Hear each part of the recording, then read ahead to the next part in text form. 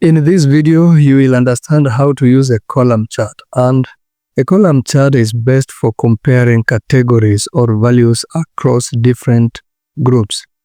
Well, a column chart can compare categories even with one group, but it does so much well when we have different groups. In this case, we have product sales in quarter 1, and the second group is the sales in quarter 2. Okay, so in order to create such a chart, let's delete this one. Select your dataset, go to Insert tab, Recommended Charts, and then the column chart pops up. It's clustered in this case because we have different groups. Okay, so let's format it accordingly. So let's adjust the size to our liking.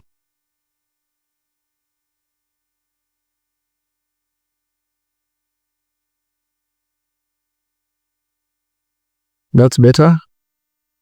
And I usually like them bolded, so selecting that, Ctrl B, go to Home, change it to a real black color. I will do the same with this one, and I will Ctrl B and then give it a black color. Well, I know that these are products. The chart doesn't tell me what these values are, and they're basically sales. So go to Chart Elements and Axis Titles.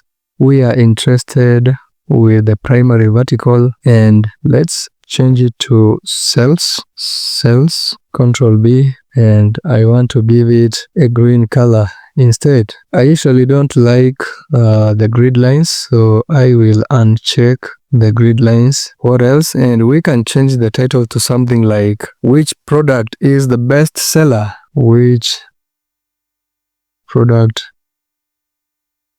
is the best seller?